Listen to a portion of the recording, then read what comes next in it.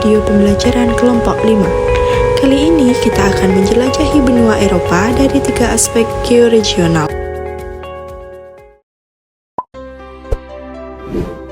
Histori, fungsi wilayah, dan kondisi fisik.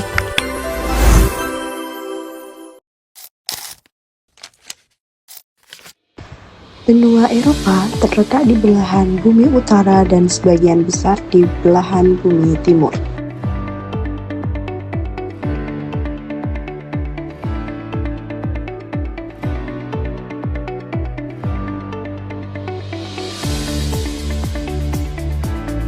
Mari kita mulai dari barat dengan salah satu kekuatan dunia yang paling berpengaruh sepanjang sejarah, Britania Raya. Britania Raya adalah negara kepulauan di barat laut Eropa. Dalam sejarah dunia, wilayah ini memiliki peran yang sangat besar. Di masa lalunya, Inggris menjadi pusat dari Kekaisaran Inggris yang menguasai seperempat dunia, menjadikan Inggris salah satu kekuatan kolonial terbesar dalam sejarah. Selain itu, Inggris juga menjadi pelopor revolusi industri, di mana mesin uap dan pabrik-pabrik modern pertama kali muncul di kota seperti Manchester dan Birmingham. Saat ini, fungsi wilayah Britania Raya sangat strategis. London, sebagai ibu kota, adalah pusat keuangan global. Selain itu, Britania Raya memiliki sektor pendidikan, pariwisata, dan industri kreatif yang kuat. Pelabuhan-pelabuhan seperti Liverpool menjadi pusat perdagangan dunia sejak abad ke-18.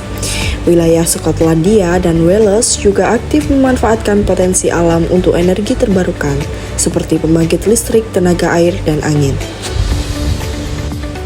Secara geografis, Britania Raya adalah sebuah kepulauan yang terdiri dari pulau utama yaitu Inggris, Skotlandia, dan Wales, serta Irlandia Utara. Wilayahnya memiliki iklim laut sedang dengan curah hujan merata sepanjang tahun. Bentuk muka buminya bervariasi, mulai dari daratan dengan dataran rendah di selatan hingga pegunungan di utara.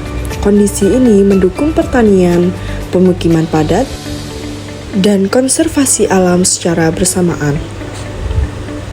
Sekarang, kita bergerak ke kawasan tengah Eropa, yaitu Pegunungan Alpen.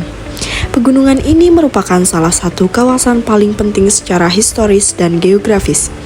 Sejak zaman Romawi, jalur-jalur di Alpen seperti Este Bernard Pass menjadi penghubung vital antara Italia dan Eropa Tengah. Pada abad pertengahan, banyak kastil dan biara yang dibangun di wilayah ini untuk mengontrol jalur perdagangan dan militer. Saat ini, Alpen dikenal sebagai kawasan wisata kelas dunia. Setiap tahunnya, jutaan wisatawan datang untuk bermain ski, mendaki, atau menikmati pemandangan di kota-kota seperti Zermatt dan Innsbruck.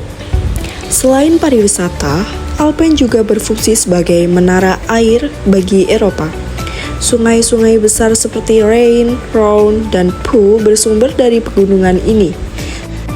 Selain itu, kegiatan seperti peternakan dan produksi keju juga menjadi ciri khas lembah-lembah Alpen.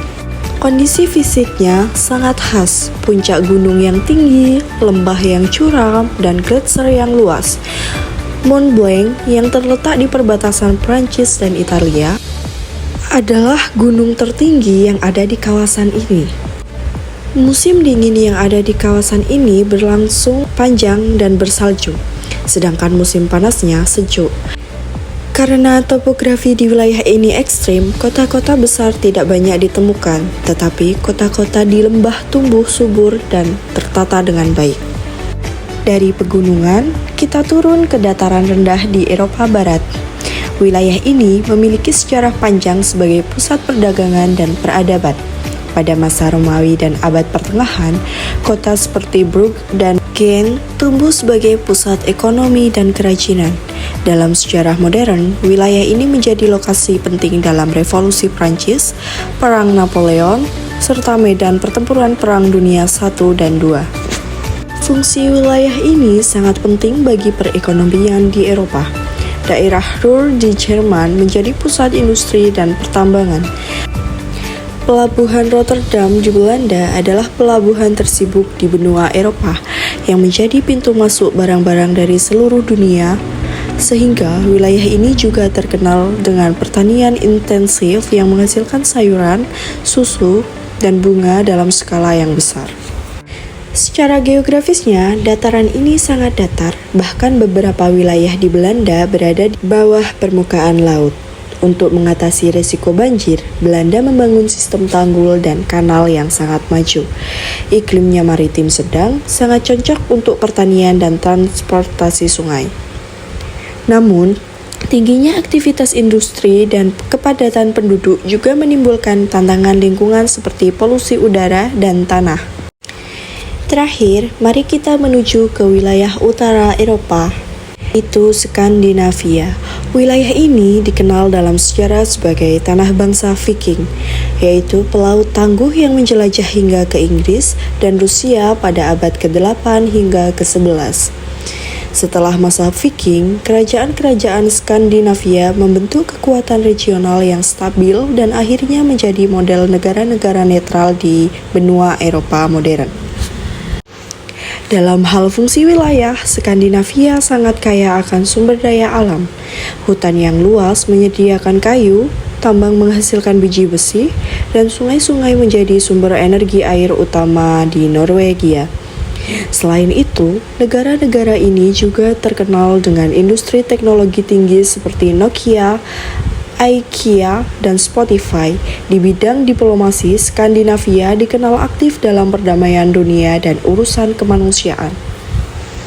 Kondisi alam di wilayah ini sangat unik. Kita bisa menemukan fjord yang megah di Norwegia, hutan taiga di Swedia, dan ribuan danau di Finlandia. Iklimnya subarktik hingga kutub, dengan musim dingin yang panjang dan musim panas yang pendek. Populasi di wilayah ini cenderung jarang dan tersebar, tetapi infrastruktur modern menjaga konektivitas tetap lancar di kawasan ini. Nah teman-teman, itulah 4 wilayah georegional terpenting di benua Eropa. Setiap wilayah memiliki ciri khasnya masing-masing. Mulai dari sejarah yang panjang, peran strategis, hingga kondisi fisik yang unik. Memahami semua ini akan membantu kita melihat bahwa Eropa bukan hanya satu kesatuan, tetapi merupakan sebuah benua yang terdiri dari banyak mozaik regional yang saling melengkapi. Terima kasih sudah menyimak video pembelajaran kelompok kami. Sampai jumpa di materi selanjutnya. Bye-bye.